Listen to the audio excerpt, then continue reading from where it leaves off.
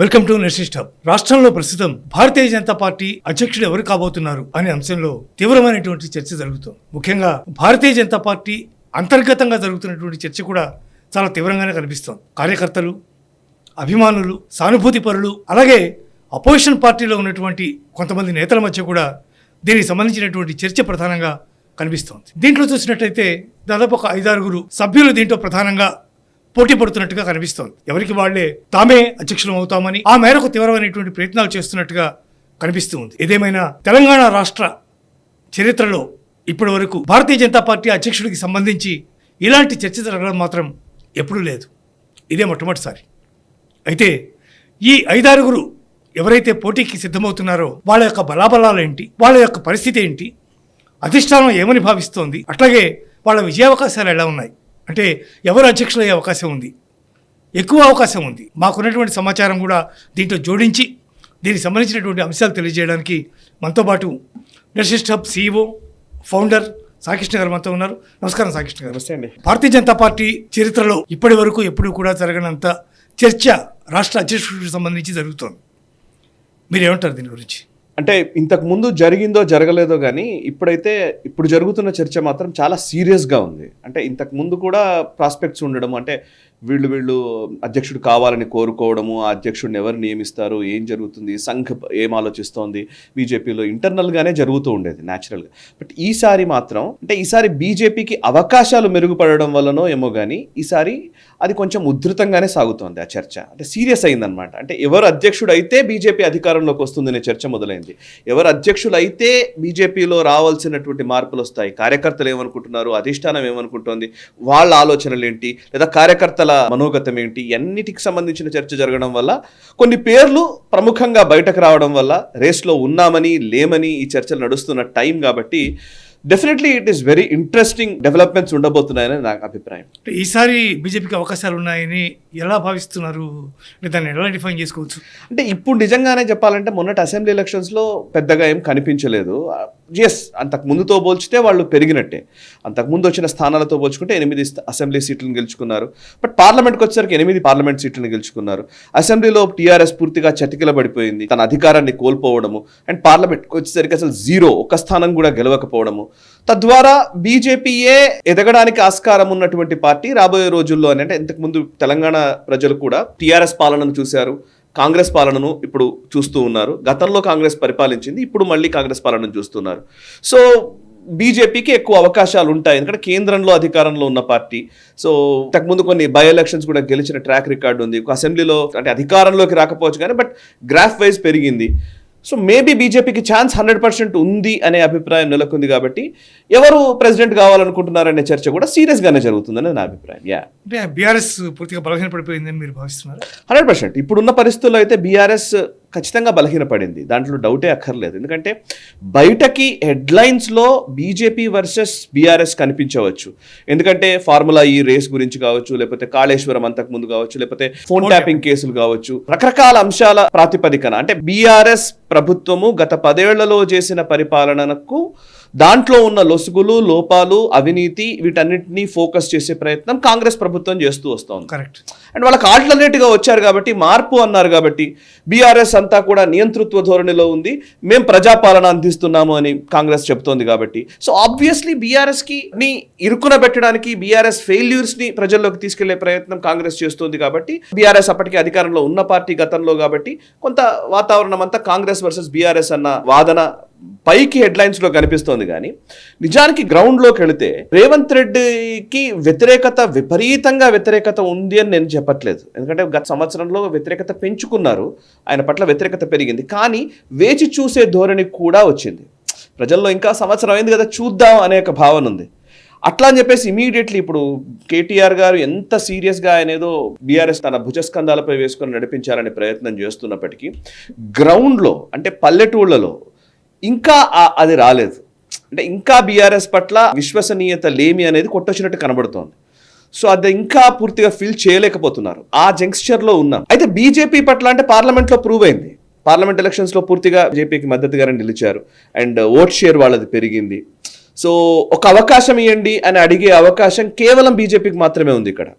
ఒక అవకాశం ఇవ్వండి, మేము తెలంగాణను ఎట్లా అభివృద్ధి చేస్తామో చూపిస్తామని చెప్పే అవకాశం ఉన్న పార్టీ కేవలం బీజేపీ. ఎందుకంటే బికాస్ అన్ని అయిపోయినాయి, వీళ్ళందరినీ ప్రయోగాలు అయిపోయినాయి. బీఆర్ఎస్ 10 సంవత్సరాలు పరిపాలించింది, ఏం చేసినా కానీ మీరు బీఆర్ఎస్లో ఉన్నప్పుడు ఏం చేశారని అడుగుతారు. కాంగ్రెస్ ఏమన్నా చెప్పినా కానీ మీరు కాంగ్రెస్ పరిపాలన అధికారంలో ఉన్న పార్టీ అని అంటారు. సో బీజేపీకి ఒక్కదానికే తెలంగాణను అభివృద్ధి చేయడానికి మాకు ఒక అవకాశం ఇవ్వండి అని చెప్పే అవకాశం ఉన్నది. సో డెఫినెట్లీ ప్రాస్పెక్ట్స్ ఉంటాయి.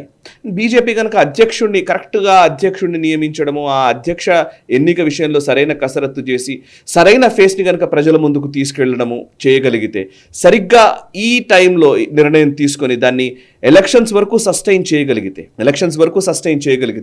Definitely there is a chance. ఇక్కడ మనం గతంలో చూసాం, 2019లో కూడా ఇట్లాంటి ఫలితాలే వచ్చాయి. 2018 అసెంబ్లీలో 1 సీటే గెలిచారు, 2019 పార్లమెంట్లో 4 సీట్లు గెలిచారు. ఆ తర్వాత దుబ్బాక విజయం సాధించారు ఉప ఎన్నిక, ఆ తర్వాత జిహెచ్ఎంసీలో గెలిచారు, తర్వాత హుజురాబాద్ గెలిచారు. ఈవెన్ మునుగోడులో direct BRS versus BJP fight ఉండింది.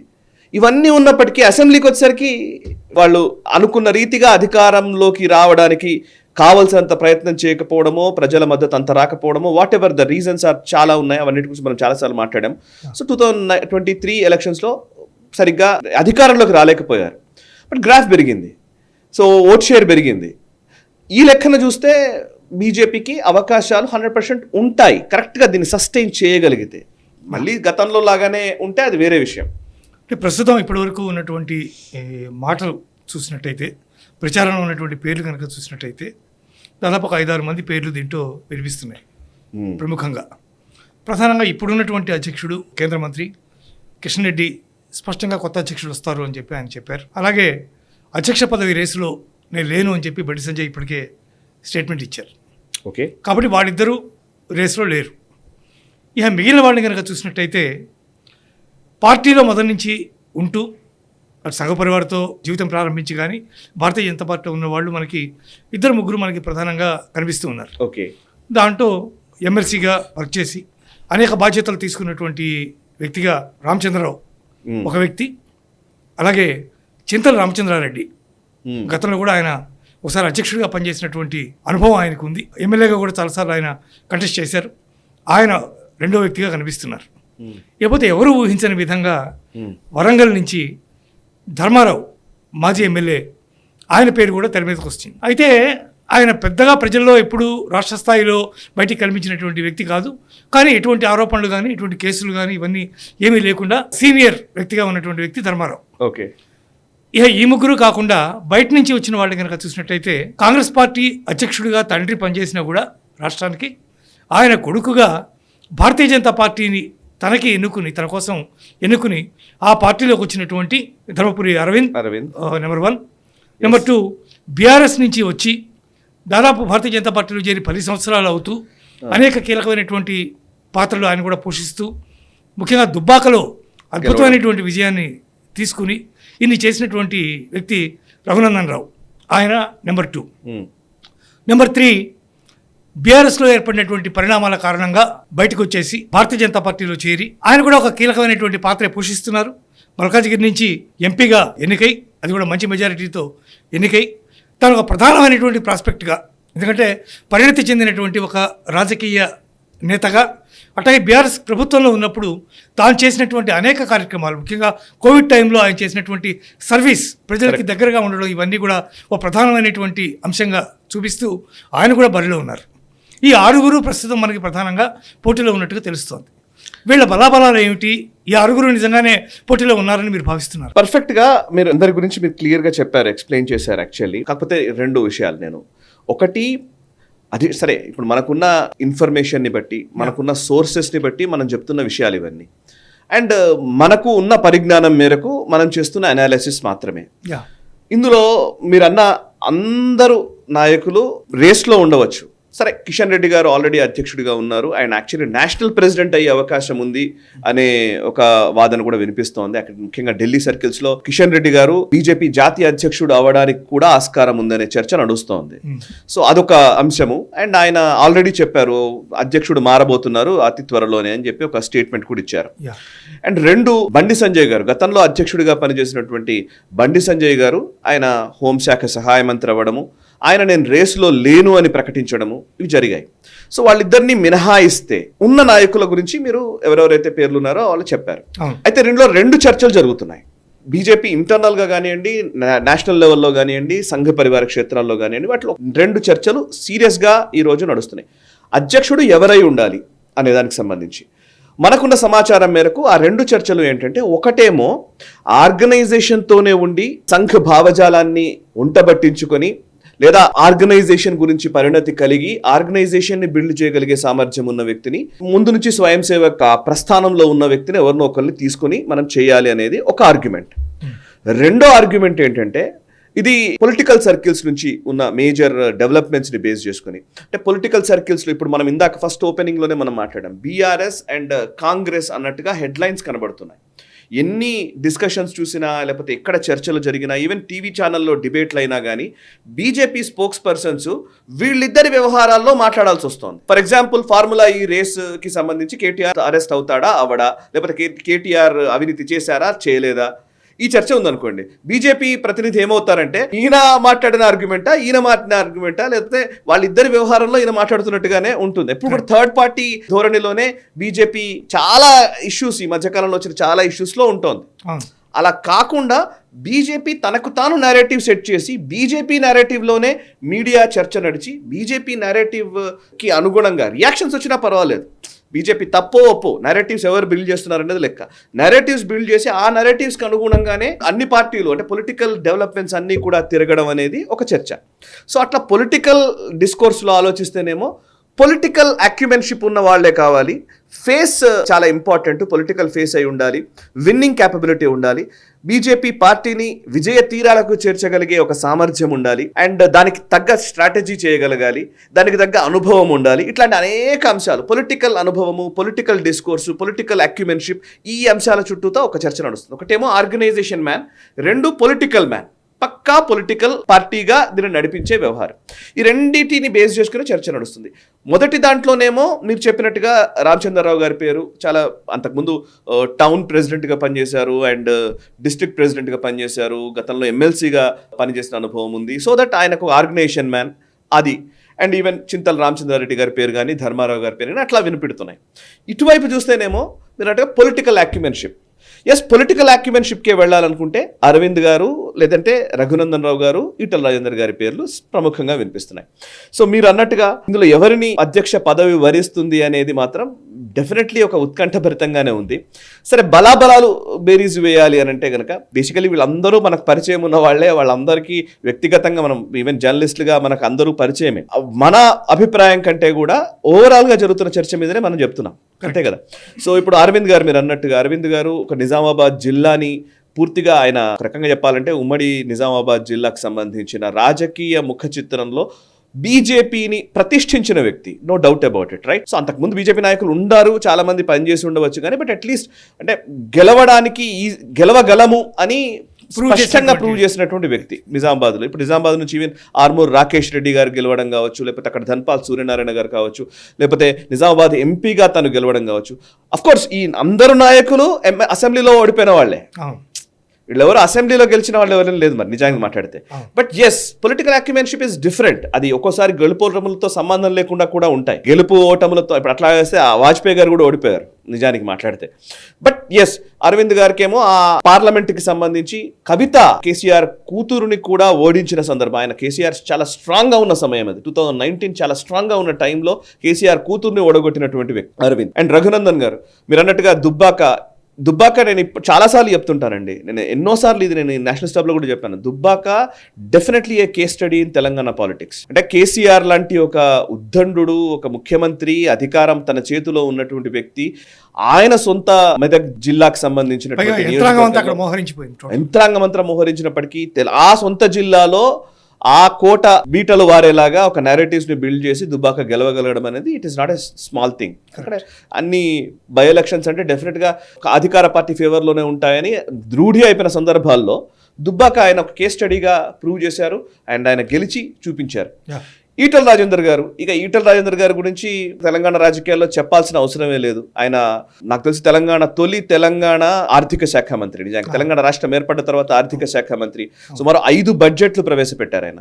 5 బడ్జెట్లు ఆయన్నే ప్రవేశపెట్టారు. సబ్జెక్టివ్ కరెక్షన్ 5 అనుకుంటున్నాను నేనైతే. 2014 నుంచి 2019 వరకు ఆల్మోస్ట్ 5 బడ్జెట్స్ ఆయన. ఆ తర్వాత మీరు అన్నట్టుగా ఆరోగ్య శాఖ మంత్రి అయ్యారు, వైద్య ఆరోగ్య శాఖ మంత్రి. ఆ హెల్త్ మినిస్టర్గా ఉన్నప్పుడు కోవిడ్ వచ్చింది. కోవిడ్ అంటే ఒక పెద్ద టైంలో ఆయన వర్క్ చేశారు. అండ్ పరిపాలన అనుభవం ఉన్న వ్యక్తి, అంటే గవర్నమెంట్ ఎలా నడపవచ్చు అనే దానికి సంబంధించి నెంబర్ 2 పొజిషన్లో ఉన్నటువంటి వ్యక్తి, తెలంగాణ ఉద్యమ నేపథ్యం ఉన్నటువంటి వ్యక్తి. ఓటమే తెలియదు ఆయనకు. నిజానికి 2023లో అసెంబ్లీలో ఓడిపోయాడు, కానీ ఆయన ఎప్పుడూ ఓడిపోలేదు. ప్రతి ఎలక్షన్ గెలిచారు. అండ్ రాజశేఖర్ రెడ్డి గారి పీరియడ్లో నాకు గుర్తుంది బాగా, రాజశేఖర్ రెడ్డి గారు ముఖ్యమంత్రిగా ఉన్నప్పుడు బై ఎలక్షన్స్ వస్తే రాజశేఖర్ రెడ్డి గారు అంటే మీకు తెలుసు కదా, అప్పుడు అసలు తెలంగాణ నినాదమే తెలంగాణ అనే ఒక ఊసే లేకుండా చేయాలన్న కంకణం కట్టుకున్నటువంటి వ్యక్తి ఆయన. తెలంగాణ ఊసే లేకుండా చేయాలి, ఈ ఉప ఎన్నికల్లో వీళ్ళని కొడితే తెలంగాణ అనే పాయింటే ఉండదు అని రాజశేఖర్ రెడ్డి గారు స్ట్రాటజైజ్ చేశారు. అలాంటి సందర్భంలో గెలిచినటువంటి వ్యక్తి.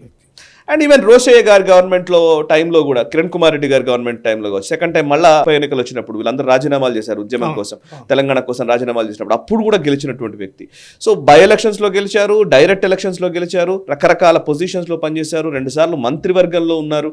సో ఆయన కేసీఆర్ను ఢీ కొట్టి మళ్ళీ వచ్చారు, హుజరాబాద్ మళ్ళీ గెలిచారు. సో ఈటల రాజేందర్ ప్రస్థానం తెలంగాణ రాజకీయాల్లో అందరికీ తెలిసిందే. సో ఈటల రాజేందర్ గారు ఒక డెఫినెట్లీ ఆయన అధ్యక్షుడి రేసులో ఆయన ప్రముఖంగా ఉన్నటువంటి వ్యక్తి. సో ఈ మొత్తంలో ఆర్గనైజేషన్ పరంగా వెళ్ళాలి అని అంటే ఇప్పుడు 2 అంశాలు మీరు నాకు చెప్పినట్టు, ఆర్గనైజేషనా పొలిటికల్ లీడర్షిపా అని అంటే కనుక, ఆర్గనైజేషన్ అయితే కనుక స్ట్రాటజిక్గా ఆలోచిస్తే ఫస్ట్ ఆర్గనైజేషన్ని బిల్డ్ చేసుకొని ఎలక్షన్స్ టైంకి, అంటే ఇప్పుడు 3 సంవత్సరాలు కాల పరిమితి ఉంటుంది అధ్యక్షుడికి. 2025 జనవరిలో నిర్ణయం తీసుకుంటే 2028 జనవరికి ఆ అధ్యక్ష పదవి గడువు ముగుస్తుంది. సో ఆ గడువు ముగుస్తున్నప్పుడు 3 సంవత్సరాల తర్వాత అదే వ్యక్తిని కంటిన్యూ చేయొచ్చు, లేదంటే అధ్యక్షుడిని మార్చవచ్చు. సో ఆప్షన్ ఉంది కాబట్టి అట్లనే సంజయ్ని కూడా మార్చారు, అప్పుడు కిషన్ రెడ్డి గారిని తీసుకొచ్చారు. సో అట్లా అవకాశం ఉన్నప్పుడు ఇప్పుడు పాయింట్ ఏంటంటే ఆర్గనైజేషన్ని 3 సంవత్సరాల పాటు బిల్డ్ చేసి ఎలక్షన్స్కి ముందు ఎలక్షన్ ఇయర్లో, అంటే 2028 ఎలక్షన్ ఇయర్లో ఒక పొలిటికల్ ఫేస్ని తీసుకొచ్చి ఎలక్షన్స్కి వెళ్ళిపోదాం అనేది ఒక స్ట్రాటజీ. అలా అయితే కనుక ఆర్గనైజేషన్ మ్యానే ఉండాలి అనుకుంటే కనుక ఇందాక మనం చెప్పిన పేర్లు ఎవరవుతారనేది దట్స్ వేరే, దట్ డిఫరెంట్. బట్ ఈరోజు 3 సంవత్సరాలు వెయిట్ చేసి 3 సంవత్సరాల ఆర్గనైజేషన్ మీదనే మనం దృష్టి సారించే వ్యక్తిని పెట్టుకొని పొలిటికల్గా మనం ఆ స్పేస్ని కోల్పోతే ఈ లోపల బీఆర్ఎస్ బలపడే అవకాశం కూడా ఉంది. సో ఆటోమేటికల్లీ బీఆర్ఎస్ బలపడిందంటే మళ్ళీ అప్పుడు fight 1 or 2 Congress or BRS అవుతుంది. అప్పుడు మళ్ళీ బీజేపీ నెంబర్ 3లోకే వెళ్ళిపోయే ప్రమాదం ఉంటుంది. సో ఎంత ఆర్గనైజేషన్ బిల్డ్ అయినా మళ్ళీ అప్పుడు ఒక పొలిటికల్ ఫేస్ వచ్చినా ఎలా ఉంటుందనేది తెలియదు. సో అందుకే పొలిటికల్ ఫేస్కే మొగ్గు చూపించే అవకాశం ఉందనేది నా అభిప్రాయం. నాకు అనిపిస్తోంది పొలిటికల్ ఫేస్ అధిష్టానం మొగ్గు చూపుతుందేమో అని నా అభిప్రాయం. ఓకే, అంటే ఇప్పుడు అధిష్టానం పొలిటికల్ వైపు మొగ్గు చూపితే మరి అనేక ఎలక్షన్స్లో ఇటీవల జరిగినటువంటి మహారాష్ట్ర ఎన్నిక కానీ, లేకపోతే ఇవి కనుక తీసుకుంటే సంఘ పరివార్ లేకపోతే మిగిలినటువంటివి విహెచ్పి కానీ తదితర మిగిలినటువంటివన్నీ కూడా చాలా కీలకమైనటువంటి పాత్ర పోషించినాయి అక్కడ. పర్ఫెక్ట్. వాళ్ళ వల్లే విజయం సాధించామనేటటువంటి మాట కూడా చాలా మంది అనుకోవడం విన్నాం. ఇట్లాంటి నేపథ్యంలో ఓన్లీ పొలిటికల్ ఫేస్ని ముందుకు తీసుకొచ్చి ఈ మిగిలిన వాటన్నిటిని పక్కన పెట్టేస్తే అప్పుడు భారతీయ జనతా పార్టీ పరిస్థితి ఏ రకంగా మారే అవకాశం? కరెక్ట్, మీరు 100% పాయింట్ అది. యాక్చువల్లీ ఇప్పుడు యూపీలో మనం చూస్తే యోగి ఆదిత్యనాథ్ గారిని ముఖ్యమంత్రిగా ప్రకటించలేదు. అసలు యూపీలో పూర్తిగా ఆర్గనైజేషన్ వర్కే జరిగింది, ఆర్గనైజేషనే పనిచేసింది, ఆర్గనైజేషన్ని బేస్ చేసుకుని అక్కడ ఓట్లు పడ్డాయి, అన్నీ అయినాయి. ఒక ఫేస్ని చూపించి ఎలక్షన్స్కి ఏం వెళ్ళలేదు యూపీలో.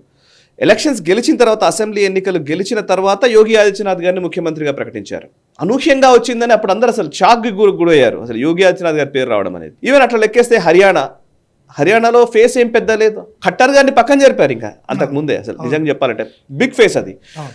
అయినప్పటికీ హర్యానాలో విజయం సాధించారు. There is no need of face. నిజానికి బీజేపీకి ఫేస్ ఏం అక్కర్లేదు అనే భావన కూడా ఉంది. బట్ వేరాస్ ఒక్కొక్క దగ్గర ఒక్కొక్కలాగా ఉంటుంది. ఇప్పుడు లైక్ దేవేంద్ర ఫడ్నవీస్ గారు ఉన్నారనుకోండి, దేవేంద్ర ఫడ్నవీస్ గారు ఒంటి చేత్తోనే ఆయన పొలిటికల్ ఫేస్ ఉంది అక్కడ, at the same time organisational backing ఉంది. ఇది కాంబినేషన్. ఇక్కడ మహారాష్ట్రకు వస్తే ఆయన పొలిటికల్ అక్యుమెన్షిప్ ఉంది, at the same time organisational strength కలవడం వల్ల కూడా బీజేపీ మంచి ఫలితాన్ని సాధించగలిగింది.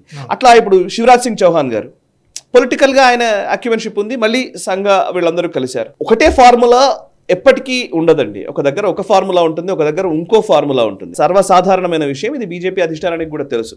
కొన్ని సందర్భాల్లో ఫేస్ లేకపోతే కూడా కష్టం అనే భావన కూడా ఉంటుంది. అట్లా లెక్కేస్తే మరి ఢిల్లీలో కిరణ్ బేడీ గారిని ముఖ్యమంత్రి అభ్యర్థిగా ప్రకటించారు, కానీ ఫలితం ఏం రాలేదు. ముఖ్యమంత్రి అభ్యర్థి లేకపోయినా ఫలితాలు సాధించిన చరిత్ర బీజేపీకి ఉంది. ముఖ్యమంత్రి అభ్యర్థి ఉంటేనే గెలవగలిగే సామర్థ్యం ఉంటుంది అనే అభిప్రాయం కూడా అందే పార్టీలో వినిపించింది చాలా సందర్భాల్లో. అంటే ఇప్పుడు ఈ విషయంలో ఇక్కడ నేనేమంటున్నానంటే Telangana is a different ball game. Telangana లేదా ఆంధ్రప్రదేశ్, తమిళనాడు కొంచెం ఇది కరెక్టో కాదో తెలియదు, కానీ దక్షిణాది రాష్ట్రాలు వేరు, ఉత్తరాది రాష్ట్రాలు వేరు అని అంటే లిటరల్లీ ఓటింగ్ ప్యాటర్న్లో మాత్రం definitely there are so many differences అండి. అంటే సింపుల్గా చెప్పాలంటే ఎంత కాంగ్రెస్ పార్టీ ఇక్కడ అధికారంలో ఉన్నా, ఇక్కడ కాంగ్రెస్ పార్టీ అధికారంలోకి వచ్చినా ఇక్కడ ఫేస్ ఖచ్చితమైన లీడర్షిప్ అనేది ఉంది. ఇప్పుడు మీరు కర్ణాటక ఎలక్షన్స్కి వెళ్తే కర్ణాటకలో మరి రాహుల్ గాంధీ, ప్రియాంక వాద్రాని చూసే ఓట్లు పడ్డాయా? అక్కడ సిద్ధరామయ్య, డికే శివకుమార్ ఖచ్చితమైన పాత్ర పోషించారు కర్ణాటక రాజకీయాల్లో. సో మరి అట్లా లెక్కేస్తే రాహుల్ గాంధీ అండ్ ప్రియాంక వాద్రా వాళ్ళకి డిసడ్వాంటేజ్, ఒక జాతీయ పార్టీకి డిసడ్వాంటేజ్. నిజానికి అక్కడ డిసడ్వాంటేజ్. ఇప్పుడు రాజశేఖర్ రెడ్డి గారిని చూసి ఓట్లు పడ్డాయి. నిజానికి కొంచెం యాడెడ్ అడ్వాంటేజ్ అయింది కావచ్చు కాంగ్రెస్ పార్టీ అనేది. ఈవెన్ రేవంత్ రెడ్డి ఇక్కడ తెలంగాణలో అధికారంలోకి రావడానికి రేవంత్ రెడ్డి పాత్ర ఎంత, రాహుల్ గాంధీ పాత్ర ఎంత డిసైడ్ చేయండి చెప్పండి. మనకు అందరికి తెలుసు కదా రేవంత్ రెడ్డి ఎంత స్ట్రాటజిక్ గా వర్క్ చేశాడు. అండ్ అంతేకాదు కాంగ్రెస్ పార్టీలో ఒక్కొక్క నాయకుడు ఒక్కొక్క జిల్లాని గెలవగలడు.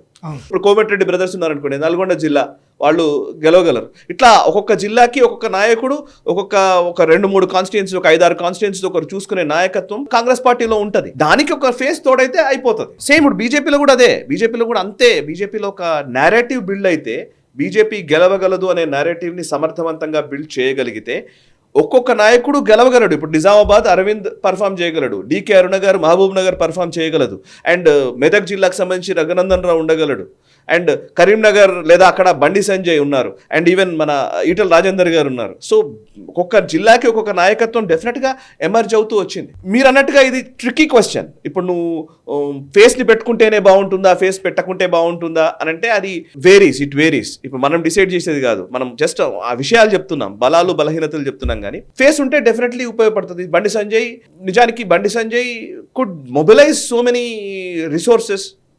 బండి సంజయ్ అనే ఫేస్ ఆయన రోజు మాట్లాడడం, రోజు వార్తల్లో ఉండడం, రోజు ఆయన హిట్ చేస్తూ వచ్చారు. ఆయన నిజంగా బీఆర్ఎస్ తన బలాన్ని కోల్పోవడానికి, తను బలహీనపడడానికి, బీఆర్ఎస్ బలహీనపడడానికి ఒక రకంగా సంజయ్ పాత్ర చాలా ఎక్కువ, కాంగ్రెస్ పార్టీ చేసిన దానికంటే ఎక్కువ నిజంగానే.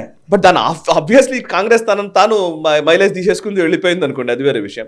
ఎందుకంటే బీజేపీ వ్యతిరేకతని ప్రోధి చేయగలిగింది. బీఆర్ఎస్ పట్ల వ్యతిరేకతను ప్రోధి చేసిందే బీజేపీ. నిజానికి 2019 నుంచి చూస్తే దుబ్బాక, జిహెచ్ఎంసీ, హుజురాబాద్, మునుగోడు, వాటెవర్ ఆ 3-4 సంవత్సరాలు ఈవెన్ బండి సంజయ్ పాదయాత్ర చేసిన, ఇంకోటైనా ఈటల రాజేందర్ ఎక్స్పెల్ చేసి ఆయనను ఇబ్బంది పెట్టిన, ఎన్ని కలిసి ఒక వ్యతిరేకతను ప్రోధి చేశారు బీజేపీ. కానీ దాన్ని కాంగ్రెస్ మెటీరియలైజ్ చేసుకుంది. లిటరల్లీ మాట్లాడితే ఆ వ్యతిరేకతను ప్రోధి చేసిన తర్వాత కాంగ్రెస్ వచ్చి అధికారాన్ని తీసేసుకుంది. నిజానికి 2023 స్టార్టింగ్ మీకు గుర్తుంటే 2023 జూలై వరకు కూడా, అంటే కర్ణాటక ఎలక్షన్స్ రిజల్ట్స్ వచ్చిన తర్వాత మారిపోయింది, కానీ కర్ణాటక ఎలక్షన్స్ వరకు కూడా కాంగ్రెస్లో ఏ నాయకుడిని అడిగినా, మీరు సీనియర్ జర్నలిస్ట్ కూడా మీకు కూడా తెలుసు కదా, ఏ నాయకుడిని అడిగినా ఆయన అధికారంలోకి వస్తున్నామనంటే అసలు ఎవ్వరికి కాన్ఫిడెన్స్ లేదు. Correct, exactly. లాస్ట్ 6 monthsలోనే గేమ్ అంతా మారిపోయింది. ఆ వ్యతిరేకతను ప్రోధి చేయడంలో బీజేపీ ఉపయోగపడింది, మెటీరియలైజ్ చేసుకోలేకపోయింది. ఇప్పుడు వ్యతిరేకతను ప్రోధి చేసి మళ్ళీ తర్వాత ఇచ్చేస్తామనంటే అది కూడా ప్రమాదమే. అందుకే ఆర్గనైజేషన్ని స్ట్రెంథెన్ చేసుకుంటామని అనుకుంటున్నారేమో, మరి తెలియదు. సరే, పొలిటికల్ ఫేస్ సార్, ఎన్ని మాట్లాడినా కానీ పొలిటికల్ అక్యుమెన్షిప్ అనేది చాలా ఇంపార్టెంట్. ఎన్ని విషయాలు మాట్లాడినా నా దృష్టిలో ఏంటంటే రఘునందన్ రావు క్యాపబిలిటీస్ రఘునందన్ రావుకు ఉన్నాయి, ఈటల రాజేందర్ గారికి క్యాపబిలిటీస్ ఈటల రాజేందర్కి ఉన్నాయి. వీళ్ళిద్దరి మధ్య సీరియస్ చర్చ నడుస్తోంది అనేది నా అభిప్రాయం. అండ్ ఈటల రాజేందర్ గారు పరిపాలనా అనుభవం ఉన్న వ్యక్తిగా తనకు ఒక ఇమేజ్ ఉంది, అండ్ తెలంగాణ ఉద్యమం ఆ నేపథ్యము, అందరినీ ఒప్పించే తత్వము, ఇవన్నీ ఉన్నాయి.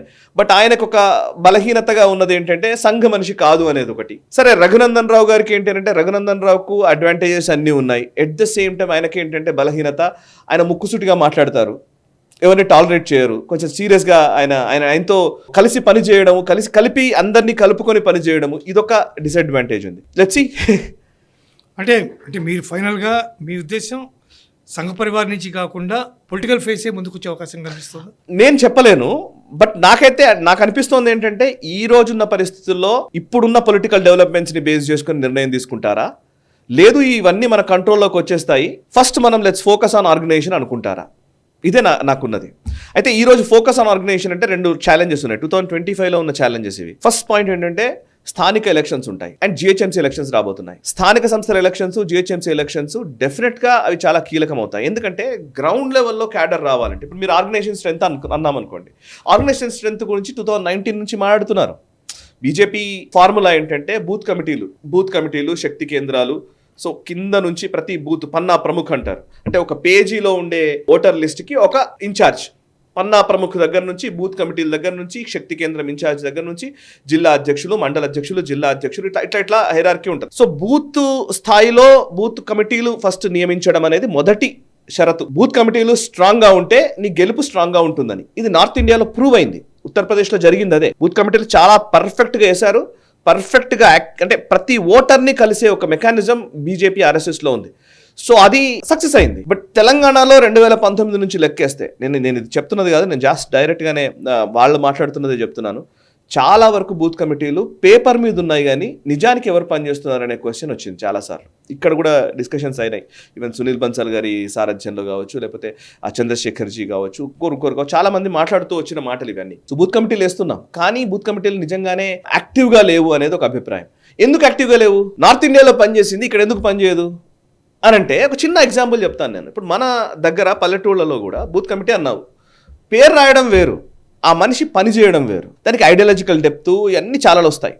సో ఇప్పుడు సర్పంచ్ ఎలక్షన్స్ వచ్చినాయి అనుకోండి, ఇప్పుడు మీరు రేపు పొద్దున సర్పంచ్ ఎలక్షన్స్ వస్తాయి, లేదా స్థానిక ఎలక్షన్స్ వస్తాయి, ఎంపీటీసీలు, జెడ్పీటీసీలు, ఈ వ్యవహారం అంతా వస్తుంది. సో పల్లెటూళ్ళలో ఎలా ఉందంటే పరిస్థితి, కొంతమంది డిసిషన్ మేకర్స్ ఉంటారు, కొంతమంది నిర్ణయాధికారం కలిగినటువంటి కొంతమంది నాయకులు ఉంటారు. అలా ఆల్రెడీ నాయకులుగా వాళ్ళు ఐడెంటిఫై చేసుకున్న వాళ్ళు, చలామణి అవుతున్న వాళ్ళు. అవి కొన్ని కాస్ట్లు ఉంటాయి, కొన్ని ఏరియాల్లో కొంతమంది ఇన్ఫ్లుయెన్షియల్ పర్సన్స్ ఉంటారు. ఆ ఊరుని ప్రభావితం చేయగలిగే వ్యక్తులు ఉంటారు.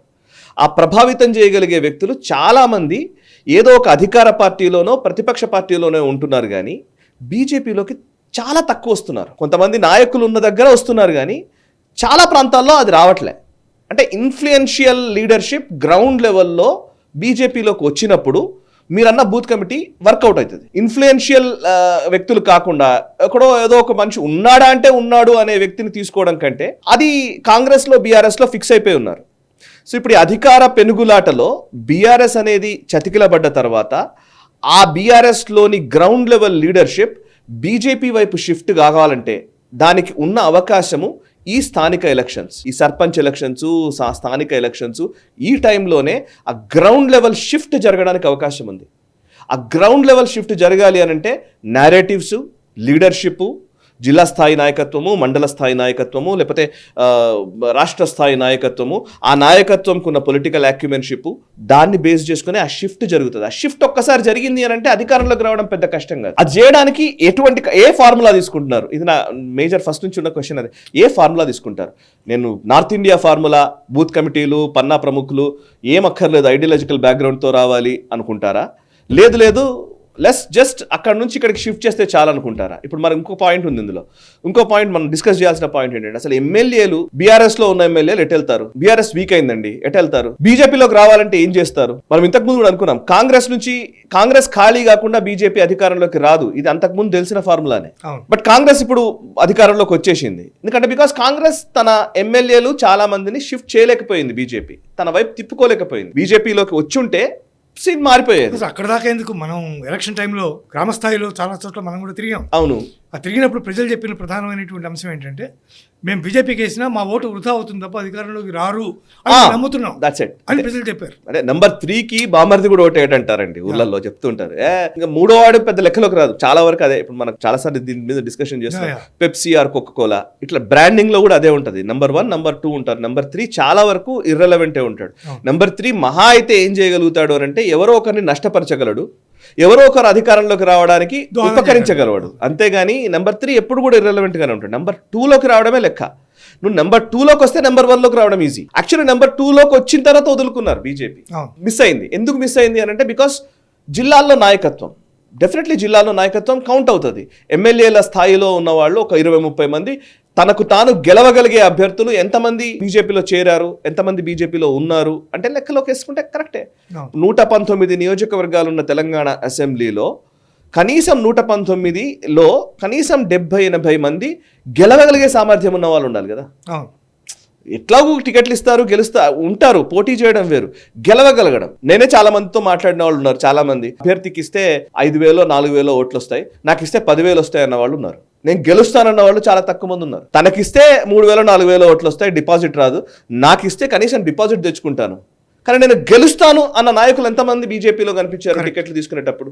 అదర్ దాన్ ఒక 20-30 మంది పక్కన పెడితే ఆ 20-30 మంది ప్రాస్పెక్ట్స్ లో ఉన్నారు. నిజానికి వాళ్ళందరూ నెంబర్ 2లోకి వచ్చారు. నెంబర్ 2లో ఉండి డైరెక్ట్ పోటీ ఇచ్చి గెలవడం వరకు వెళ్ళగలిగే వ్యక్తులు కనీసం 70-80 మంది ఉంటే అధికారంలోకి రావడానికి ఆలోచించవచ్చు.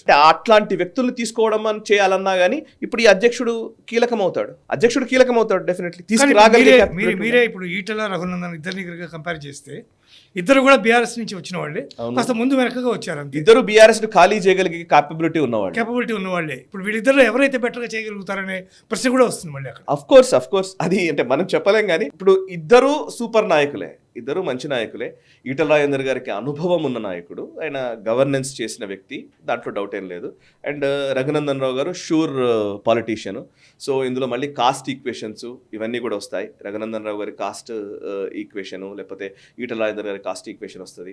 At the same time and ఇప్పుడు మీరు అంటున్నట్టుగా కిషన్ రెడ్డి గారు ఎవరి తరపు ఉన్నాడో తెలియదు, అండ్ బండి సంజయ్ వైఖరి ఏంటో తెలియదు, సంఘ్ ఏమనుకుంటుంది తెలియదు, వాళ్ళ ఓటు ఎవరికి తెలియదు, అండ్ అమిత్ షా ఏమనుకుంటున్నాడు అది చాలా కీలకం అవుతుంది.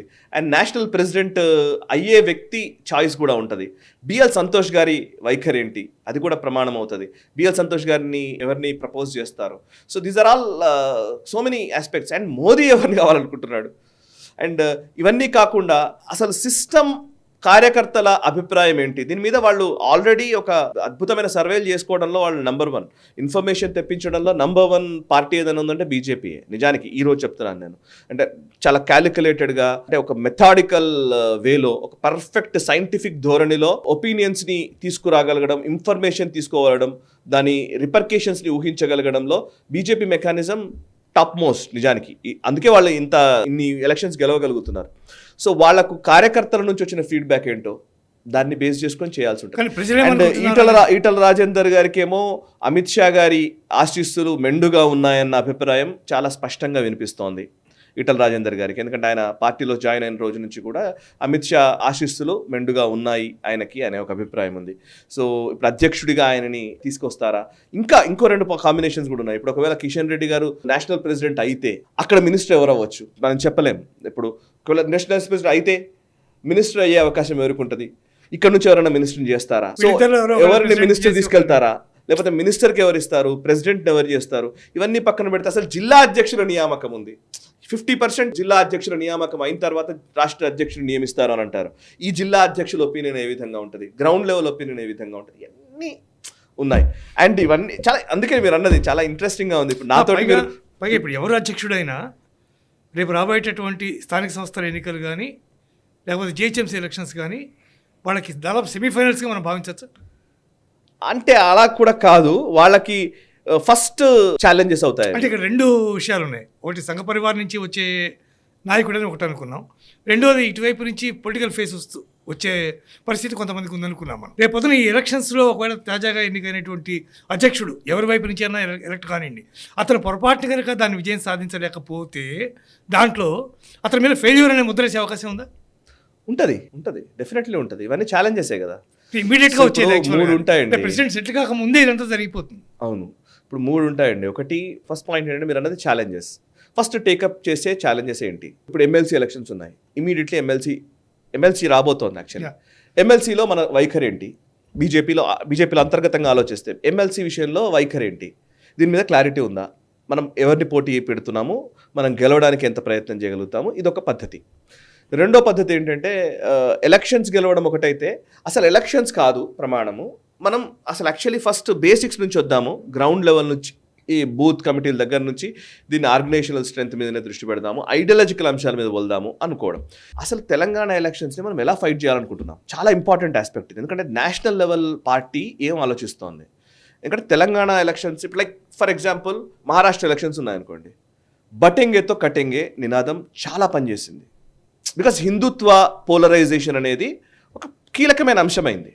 ఆ హిందుత్వ పోలరైజేషన్ అనేది ఒక 50% బీజేపీకి అనుకూల ఫలితాలను ఇస్తే ఇంకో 50%లో లాడ్లీ బహనా యోజన, గవర్నెన్స్ ఇవన్నీ వచ్చాయి. But that 50% polarisation is very important factor in Maharashtra especially. Even హర్యానాలో కూడా కొంత పనిచేసింది. అట్లా ఒక్కొక్క ఏరియాకి ఒక్కొక్క నినాదం ఉంటుంది, ఒక వైఖరి ఉంటుంది. సో ఆ వైఖరి చాలా ఇంపార్టెంట్ అవుతుంది. బట్ మరి కర్ణాటకలో ఇవేవి పనిచేయలే. ఓకే, కర్ణాటకలో బజరంగ్ దళ్ని బ్యాన్ చేద్దామన్నప్పటికీ కూడా పోలరైజేషన్ జరగలేదు. కాంగ్రెస్ బజరంగ్ దళ్ని బ్యాన్ చేద్దామని చెప్పినప్పటికీ కూడా పోలరైజేషన్ జరగలేదు. జై బజరంగ్ బలి అని మోదీ గారు వచ్చి చెప్పినా కూడా పోలరైజేషన్ జరగలేదు. మీరు అన్నట్టుగా అసలు మహారాష్ట్ర, హర్యానాలో మోదీ గారి ర్యాలీస్, అమిత్ షా ర్యాలీస్ చాలా తక్కువ జరిగినాయి, చాలా తక్కువ జరిగినాయి. సో మరి అక్కడ ఫలితాలు మెరుగ్గానే వచ్చాయి. సో అంటే నేను అనేది అదే అంటున్నాను, ఒక ఫార్ములా అనేది ఇట్లా చేస్తే అవుతుంది అని చెప్పడానికి ఈ రోజు ఉండదండి. అది దానికి ఒక లాంగ్ ప్రాసెస్ ఉంటుంది. ఇప్పుడు తెలంగాణని గెలవాలంటే ఎలా చేయొచ్చు, తెలంగాణ ఆకాంక్షని ఏమైనా ఓన్ చేసుకోవాలా, లేకపోతే హిందుత్వ ఎజెండాతో వెళితే అవుతుందా, లేకపోతే కాంగ్రెస్ని టార్గెట్ చేసుకుంటే అవుతుందా, లేకపోతే బీఆర్ఎస్ని టార్గెట్ చేసి ఫస్ట్ 2లోకి వచ్చిన తర్వాత కాంగ్రెస్ చేయాలా, ఇవన్నీ ఏంటంటే ఏది పెట్టుకునే మనం ఇక్కడ కూర్చొని మనం ఆలోచించేదానికంటే నాకు తెలిసి నేషనల్ పార్టీ లెవెల్లో ఒక పెద్ద కసరత్తే జరుగుతుంది. సో మన వైఖరి ఏంటి, ఏ విధంగా పోబోతున్నాము, ఎలా చేయబోతున్నాం. ఫర్ ఎగ్జాంపుల్ ఇంకొక పాయింట్ కూడా ఉంది ఇక్కడ. అసలు నేషనల్ లీడర్షిప్ కనుక ఈ ఎలక్షన్స్ మనకు వద్దు అని అనుకుంటే కూడా చెప్పలేము.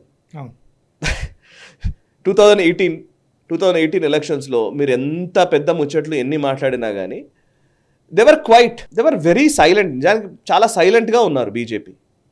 ఎందుకు సైలెంట్గా ఉన్నారంటే స్ట్రాటజిక్ అడ్వాంటేజ్ కోసం. కేసీఆర్ రావడం, అప్పుడు కాంగ్రెస్ రాకూడదు అని అనుకుండవచ్చు, కేసీఆర్ వస్తే పర్వాలేదు అనుకుండవచ్చు, కేసీఆర్ని కొట్టడం ఈజీ అనుకుండవచ్చు. 2023కి వచ్చేసరికి మళ్ళీ మారిపోయింది. 2023కి వచ్చేసరికి నో కేసీఆర్ని కొట్టాలి, లేకపోతే కేసీఆర్ అవుట్ అయిపోవాలి, సో దట్ కాంగ్రెస్ వచ్చినా పర్వాలేదు అనుకున్నారా? మనకి అంటే చాలా బిగ్ గేమ్లో ఇవన్నీ మనకి ఇక్కడ కూర్చుంటే మనం మాట్లాడేదానికి, ఈగలైతో మాట్లాడేదానికి చాలా డిఫరెన్స్ ఉంటుంది. That political acumenship plays a major role. So దాన్ని అంచనా వేయడం మనం ఇప్పుడు చేయలేము. సో మేము జస్ట్ మన పాయింట్ ఏంటంటే ఇవి అంశాలు అని మాత్రమే మనం చెప్పగలుగుతున్నాం. ఏ నిర్ణయం ఉంటుంది, let them take decision. BJP వాళ్ళ అంతర్గతంగా వాళ్ళు ఏ నిర్ణయం తీసుకుంటారు. అఫ్కోర్స్ ఇందులో ఇప్పుడు ఈటల రాజేందర్ గారిని ప్రెసిడెంట్ని చేసినా మనం రిపోర్ట్ చేస్తాము, ఆయనతో ఇంటర్వ్యూ చేస్తాము. రఘునందన్ గారిని ప్రెసిడెంట్ చేసినా ఇంటర్వ్యూ చేస్తాము, మాట్లాడతాము. మిగతా ఏ నాయకుల్ని ప్రెసిడెంట్ చేసినా ఎవరిని చేసినా మనం మాట్లాడతాము. ఇంకో ప్రధాన ఆప్షన్ కూడా చేయొచ్చు. యాక్చువల్లీ ఇద్దరు స్ట్రాంగ్ పర్సన్స్ పార్టీ నడిపించకూడదని ఏం లేదు కదా. పార్టీ అధ్యక్షుడు ఒకరు, పార్టీ ప్రధాన కార్యదర్శి ఒకళ్ళు ఉండి పార్టీ నడిపించే అవకాశం కూడా ఉంది. నిజానికి ఉంది. అంటే పార్టీ ప్రధాన కార్యదర్శి ఎంత బలంగా ఉంటాడు అనే దాని మీద కూడా పార్టీ పోకడంతా కూడా ఆధారపడి ఉంటుంది సాధారణంగా. నాట్ ఓన్లీ ప్రెసిడెంట్, కరెక్ట్ నిర్వహణ అంతా కూడా ప్రధాన కార్యదర్శి బేసికల్ చేస్తారు. కాబట్టి అక్కడ ఒక అద్భుతమైనటువంటి వ్యక్తిని పెట్టడం ద్వారా ఇద్దరు స్టాల్వర్ట్స్ కనుక ముందుకు తీసుకెళ్తే మరింత బాగా బలంగా ముందుకెళ్లే అవకాశం కూడా ఉంటుంది. సరే, ఆ ఆస్పెక్ట్ ఏమన్నా వాళ్ళ దృష్టిలో వస్తుంది. మేబీ ఇంకోటి ఏంటంటే అసలు యాక్చువల్లీ బీజేపీలో ఉండే ఒక బ్యూటిఫుల్ మెకానిజం ఏంటంటే ఆర్గనైజింగ్ సెక్రటరీ అని ఉంటారు. అది చాలా కీలకమైన పొజిషన్. అది యాక్చువల్లీ నిజానికి సిఓఓ లాంటిది అనుకోరాదు. ఆపరేషన్స్ అన్ని వాళ్ళు హ్యాండిల్ చేస్తారు న్యాచురల్గా అయితే. సో ఇంతకుముందు మంత్రి శ్రీనివాస్ గారు ఉండేది.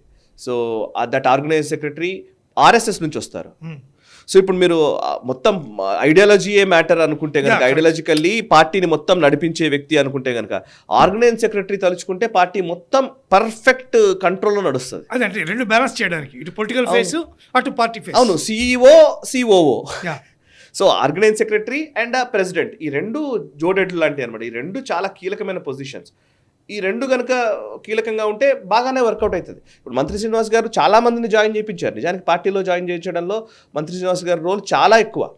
ఈవెన్ రఘునందన్ రావు లాంటి వాళ్ళని మాట్లాడారు ఆయన, అరవింద్ గారితో మాట్లాడింది ఆయన్నే. నాకు తెలిసి తర్వాత కాలంలో డికే అరుణ గారిని జాయిన్ చేసింది ఆయన్నే. జాయిన్ చేయడం అంటే అఫ్ కోర్స్ అధ్యక్షుడే జాయిన్ చేసుకుంటాడు, ఆర్గనైజింగ్ సెక్రటరీలు కీలకమైన రోల్ పోషిస్తారు. పక్కన లైజనింగ్ చేయడము, పార్టీలో విత్ ఇన్ ద పార్టీ నిర్వహణ. ఇప్పుడు దుబ్బాక, హుజురాబాద్ రెండు ఉన్నాయండి. రెండు కేస్ స్టడీస్ కదా, నేను కళ్ళారా చూశాను. నాకు తెలిసిన సమాచారం చెప్తున్నాను నేను.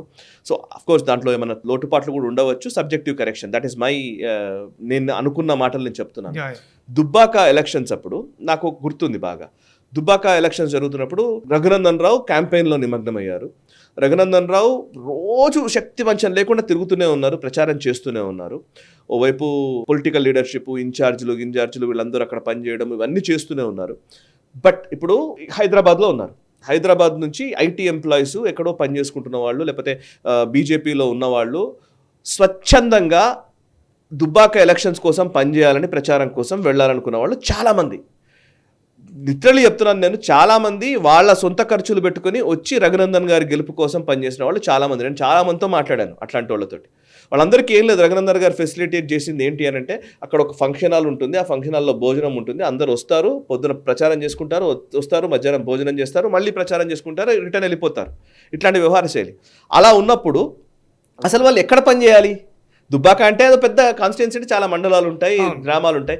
ఎక్కడ పని చేయాలి, ఎక్కడికి పోవాలి, ఎవరు కోఆర్డినేట్ చేయాలి అని అంటే కనుక ఆర్గనైజ్ సెక్రటరీ, ఆ ఆఫీస్ చాలా కీలకమైన రోల్ పోషిస్తుంది. ఆర్గనైజ్ సెక్రటరీ ఎక్కడికి పోవాలో చెప్పాలి, ఎవరిని ఎక్కడ తీసుకుంటే బెటర్ అని చెప్పగలగాలి. ఈవెన్ హుజురాబాద్లో కూడా అదే జరిగింది. హుజురాబాద్ ఎలక్షన్స్లో ఐ రిమెంబర్ మంత్రి శ్రీనివాస్ గారు ఆల్మోస్ట్ అక్కడే ఉన్నారు ఈటల రాజేందర్ గారి గెలుపు టైంలో. బట్ మునుగోడులో అది జరగలే. మునుగోడులో అంటే లాస్ట్ మూమెంట్ లో ఆయన ఏదో లేరు, వెళ్ళిపోవడం. అవును, అప్పుడే సునీల్ బన్సల్ గారు వచ్చారు, కానీ అప్పటికి ఇంకా వర్కౌట్ కాలేదు. అది మునుగోడులో ఆయన లేరు, కొంచెం ఆ ఇబ్బందులు వచ్చాయి. మేబీ దానివల్ల కూడా ఫెయిల్ అయిందనే అభిప్రాయం కూడా ఉంది. But still okay, Mantri Srinivas గారు he's happy now, he's in Punjab. ఆయన చాలా అద్భుతమైన వర్క్ అక్కడ చేస్తున్నారు పంజాబ్ లో. బట్ అట్లా అంటే నేను అనేది ఆర్గనైజింగ్ సెక్రటరీ ద్వారా కూడా ఆర్గనైజేషన్ నడిపించవచ్చు.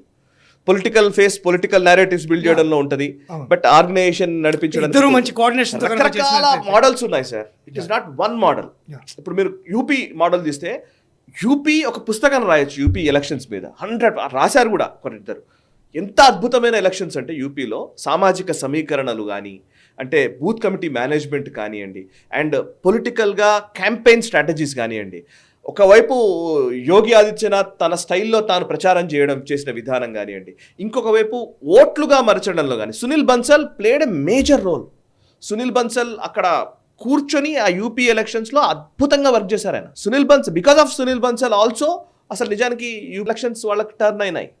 తర్వాత ఆయన బయటకు వచ్చారు. ఇప్పుడు ఈవెన్ ఒరిస్సాలో చేశారు.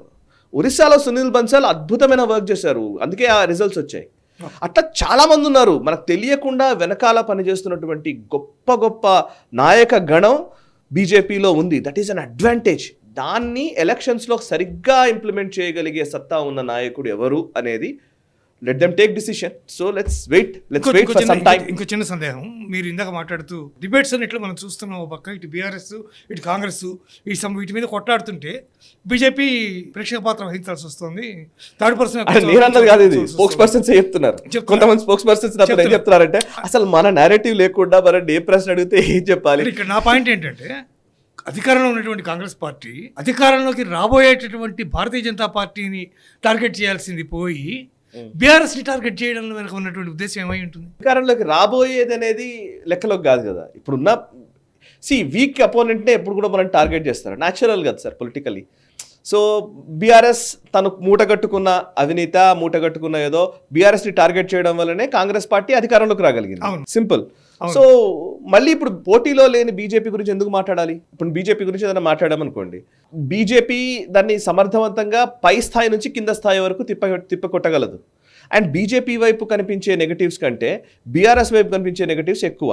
అండ్ గ్రౌండ్ లెవెల్లో మన డైరెక్ట్ అపోనెంట్ కూడా బీఆర్ఎస్ఏ ఉంది ఈరోజు. ఇప్పుడు మనం మాట్లాడితే మనం అనుకుంటున్నాం, కానీ నిజానికి మాట్లాడితే ఒక ఎమ్మెల్యే గెలిచాడు, ఆయనకు అపోనెంట్ వాళ్ళు ఎవరు? బీఆర్ఎస్ ఓడిపోయిన ఎమ్మెల్యేనే, బీజేపీ కాదు. కొన్ని ఏరియాల్లోనే బీజేపీ ఉన్నారు. నేను ఇప్పుడు చెప్పిన ఒక 30 స్థానాల్లోనో ఏమో సబ్జెక్టివ్ కరెక్షన్, ఒక 30 స్థానాల్లో ఏమో నెంబర్ 2లో ఉన్నారు. సో సింహభాగం కొట్లాడిన వ్యక్తులు, సింహభాగం ఈరోజు పొలిటికల్గా ఉన్న సిస్టము బీఆర్ఎస్ఏ. సో డెఫినెట్లీ బీఆర్ఎస్ని టార్గెట్ చేస్తారు. అసలు బీజేపీకి ఎందుకు స్కోప్ ఇవ్వాలనుకుంటారు? అంటిల్ అన్లెస్ బీజేపీ తన స్కోప్ తీసుకోవాలి. బీజేపీ తాను బిర్లీ చేస్తే నేరేటివ్, కానీ అదర్వైజ్ బీజేపీకి కాంగ్రెస్ ఈ రకమైనటువంటి వైఖరి వహించడం కూడా బీజేపీకి అడ్వాంటేజ్గా మారే అవకాశం ఎక్కువ ఉంది. అంతే మరి, అంతే.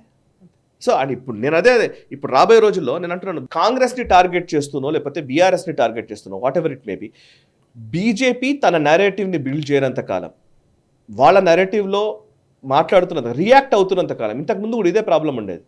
జస్ట్ రియాక్ట్ అవుతూ ఉంటే అధికారంలోకి రాలేరు.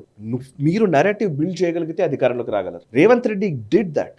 రేవంత్ రెడ్డి ఏం చేశారంటే, మియాపూర్ భూకుంభకోణం కావచ్చు, లేకపోతే కాళేశ్వరం కావచ్చు, ఇంకోటి కావచ్చు, కీప్ ఆన్ అటాకింగ్ రెగ్యులర్గా అటాక్ చేస్తూనే వచ్చారు.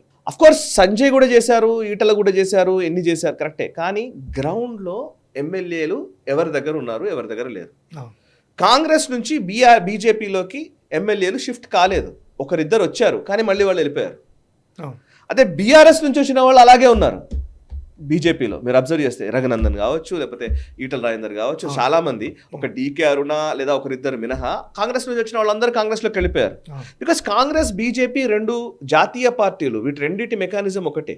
బీఆర్ఎస్ ఒక ప్రాంతీయ పార్టీ. బీఆర్ఎస్కి సంబంధించినటువంటి ఒక ప్రాంతీయ పార్టీ ముఖ్యంగా ఎట్లా అంటే, అధికారంలో లేకపోతే ప్రాంతీయ పార్టీలు ఒక 10 సంవత్సరాలు 20 సంవత్సరాలు నడవడం చాలా కష్టం. 2 ఎలక్షన్స్ నడవగలుగుతారేమో, 3 ఎలక్షన్స్ నడవడం చాలా కష్టం. అట్లా చాలా ప్రాంతీయ పార్టీలు పోయాయి.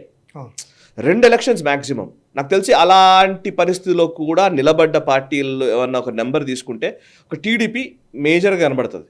ఇక్కడ ఒక 30 years పాటు సస్టైనబిలిటీ ఉన్నటువంటి పార్టీ. ఎందుకంటే దానికి క్యాడర్ బేసు ఇవన్నీ ఉన్నాయి కాబట్టి నడిచింది. But TRS is an emotional party. ఒక ఎమోషన్తో బిల్డ్ అయిన పార్టీ. దానికంటూ క్యాడర్ని పూర్తిగా బిల్డ్ చేసుకున్నట్టుగానే ఉంది. కానీ వాళ్ళందరూ షిఫ్ట్ అవ్వడానికి అటు ఇటు చూస్తున్నటువంటి వ్యక్తులే ఎక్కువ మంది ఉంటారు. సో ఒక ప్రాంతీయ జేడీఎస్ కొలాప్స్ అయింది. అట్లాగే చాలా పార్టీలు కొలాప్స్ అయిపోయి ఒక ప్రాంతానికే పరిమితం అయిపోతాయి. ఇప్పుడు ఎన్సీపీ ఉందనుకోండి, ఒక రీజియన్కే పరిమితం. స్టేట్ వైడ్ కొట్లాడలేదు ఎన్సీపీ, మీరు అబ్జర్వ్ చేస్తే. సో అధికారంలో ఉన్నంత వరకు స్టేట్ వైడ్ ఉంటారు. అధికారం కోల్పోయిన తర్వాత వాళ్ళు క్రమక్రమంగా కుచించుకుపోవడం అనేది ప్రాంతీయ పార్టీలకు సాధారణమైన విషయం. జాతీయ పార్టీకి ఆ ప్రాబ్లం లేదు. జాతీయ పార్టీ ఎప్పుడైనా అలాగే ఉంటుంది. సీట్లు వచ్చినా సీట్లు రాకపోయినా వాళ్ళ ఐడియాలజీకి బేస్డ్గా ఉంటారు కాబట్టి, బీజేపీ లేదంటే కాంగ్రెస్ ఇట్లాంటి ఒక ఐడియాలజీతో ఉంటారు కాబట్టి నడుస్తుంది. సో అందుకే బీఆర్ఎస్ కనుమరుగవ్వడం లేదా బీఆర్ఎస్ వీకెన్ అవ్వడం ఈజీ కంపారిటివ్లీ కాంగ్రెస్తో పోల్చితే. బికాస్ కాంగ్రెస్లో రాజకీయం చేసిన నాయకులు మీకు తెలియని వాళ్ళు 30-40 ఏళ్లకెళ్ళి రాజకీయం చేసిన వాళ్ళే ఉన్నారు. అన్ని మీరు ఏ నియోజకవర్గం పైన కనబడతారు, ఒకలో ఇద్దరు. వాళ్ళు కాకపోతే వాళ్ళ కొడుకులు ఆల్రెడీ వచ్చేసారు. వాళ్ళ కొడుకులో వాళ్ళ కుటుంబం నుంచి ఎవరో ఒకళ్ళు ఆ లెగసీని కంటిన్యూ చేస్తున్న వాళ్ళు ఉన్నారు. బీఆర్ఎస్ ఈ మధ్య స్టార్ట్ అయింది. సో దానికి ఇంకా లెగసీ రాలే. ఆ లెగసీ రాని టైంలోనే బీఆర్ఎస్ వీక్ అవ్వడానికి అవకాశం ఉంటుంది. Exactly current point. ఆ లెగసీ ఇంకా రాలే పూర్తిగా కదా. సో ఈ టైంలోనే there is a chance to beat BRS and become alternative to Congress. So that is the strategy BJP should take up if possibility ఉంటే.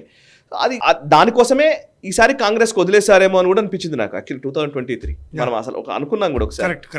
ఎందుకంటే మనం ఎన్ని మాట్లాడినా అధికారంలోకి వచ్చే ఎన్ని సీట్లు రాని టైంలో, సో ఎవరు అధికారంలోకి రావాలో డిసైడ్ చేయడం కూడా చాలా ఇంపార్టెంట్ అవుతుంది. Correct, exactly. మనం అధికారంలోకి రానప్పుడు ఎవరు అధికారంలోకి వస్తే మనకు నెక్స్ట్ 5 yearsకి ఛాన్స్ ఉంటుంది అనుకోవడం కూడా ఒక తెలివైన పనే. మేబీ అది తెలివైన పనే అని నేను అనుకుంటా. అలా ఒకవేళ అనుకుంటే కనుక అందుకే వ్యూహాత్మకంగా బండి సంజయ్ తప్పించారు అనేది కూడా ఒక మేబీ దానికి ఏమన్నా రీజన్ ఉండవచ్చు, ఎట్లనన్నా ఉండవచ్చు, ఏమన్నా జరగవచ్చు. బట్ ఇప్పుడు లాస్ట్కి వస్తే ఇన్ని మాట్లాడినాం కాబట్టి లాస్ట్కి వస్తే అసలు బీజేపీ అధికారంలోకి రావాలనుకుంటుందా లేదా? చాలా కీలకమైన విషయం. బీజేపీ అధికారంలోకి రావాలని జాతీయ నాయకత్వము, రాష్ట్ర నాయకత్వము త్రికరణ శుద్ధిగా నమ్ముతున్నారా లేదా? ఒకవేళ లేదు, ఎందుకు ఈ మాట అడుగుతున్నానంటే ఇది మనం అడిగిన మాట కాదు, ఈవెన్ క్యాడర్ నుంచే చాలామంది అడుగుతున్న మాట. ఎందుకు అనంటే అధికారంలోకి రావాలని ప్రయత్నం చేస్తున్నారా, ఎమ్మెల్యేలు, ఎంపీలు, మంత్రులు కావాలని ప్రయత్నం చేస్తున్నారా? చాలా డిఫరెన్స్ ఉంది. నేను ఎమ్మెల్యే అవ్వాలనుకుంటున్నానా, ఎంపీ అవ్వాలనుకుంటున్నానా, లేదు ముఖ్యమంత్రి అవ్వాలనుకుంటున్నానా? ముఖ్యమంత్రి అవ్వాలనుకుంటే పార్టీ అధికారంలోకి రాకుండా ముఖ్యమంత్రి కాలేరు. ఓకే, పార్టీ అధికారంలోకి వచ్చినప్పుడు చూసుకుందాంలే అనుకుంటే ముఖ్యమంత్రిగా అర్హత లేనట్టే. నిజంగానే ఇది ప్రూవెన్ థింగ్. ఇది దీంట్లో ఏం లేదు. అధికారంలోకి తీసుకురావడానికి త్రికరణ శుద్ధిగా పార్టీ మొత్తాన్ని నడిపించే నాయకుడు ఎవరిని బీజేపీ అనుకుంటుంది? This is the biggest question. Let's wait and see. Thank you so much Sai గారు. Thank you. ఇది ఇవాల్టి అతి ప్రధానమైనటువంటి చర్చ. బహుశా సంక్రాంతి తరువాత దీనికి సంబంధించినటువంటి తుది నిర్ణయం అధ్యక్ష పదవికి సంబంధించి వెలువడే అవకాశం చాలా స్పష్టంగా కనిపిస్తోంది. ఇటువైపు అపారమైనటువంటి రాజకీయ అనుభవం, అట్లాగే పాలనానుభవం అవన్నీ కలిసినటువంటి ఈటల రాజేందర్ అధ్యక్షులు అవుతారా, లేదా రాజకీయ అనుభవం ఉండి తాను చెప్పదలుచుకున్నది స్పష్టంగా నిక్కచ్చిగా చెబుతూ నేను ఖచ్చితంగా పార్టీని ముందుకు తీసుకెళ్లగలను అని నమ్ముతున్నటువంటి రఘునందన్ అవుతారా, లేదా పార్టీ వైపు నుంచి అటు సంఘ పరివార్ని అట్లాగే ఆర్ఎస్ఎస్ని వీళ్ళందరినీ కూడా సంధానం చేసుకుంటూ చక్కగా ముందుకెళ్ళేటటువంటి పార్టీ అటు సైడ్ నుంచి ఎవరైనా నాయకుడు అవుతారా, లేదా ఇందాక మేము అనుకున్నట్టుగా ఒక ప్రెసిడెంటు, ఒక ఆర్గనైజింగ్ సెక్రటరీ, కార్యనిర్వాహక కార్యదర్శి 2 రూపాల్లో ఇద్దరిని ప్రధానంగా పెట్టి ముందుకు నడిపిస్తారా? ఇవన్నీ కూడా మన ముందున్నటువంటి క్వశ్చన్స్. ఏదేమైనా సాయి గారు చివరిలో చెప్పినట్టుగా భారతీయ జనతా పార్టీ అధికారంలోకి రావాలనుకుంటుందా లేదా అనేది ఇక్కడ ప్రధానమైనటువంటి అంశంగా తీసుకుంటే ఈ ఎన్నిక డెఫినెట్గా దాన్ని నిర్ణయిస్తుందని భావించవచ్చు. చూస్తూనే ఉండండి నేషనలిస్ట్ హబ్ NHTV. ఈ వీడియో మీకు నచ్చినట్టయితే లైక్ చేయండి, 10 మందికి షేర్ చేయండి. అలాగే కామెంట్ల రూపంలో మీ అభిప్రాయాలను మాతో పంచుకోండి. Nationalist hub group of channels ను సబ్స్క్రైబ్ చేసుకుని తెలుగునాట జాతీయవాద జర్నలిజాన్ని ప్రోత్సహించండి. ఈ వీడియో కింద ఉన్న బెల్ ఐకాన్ పై క్లిక్ చేయడం మర్చిపోవద్దు.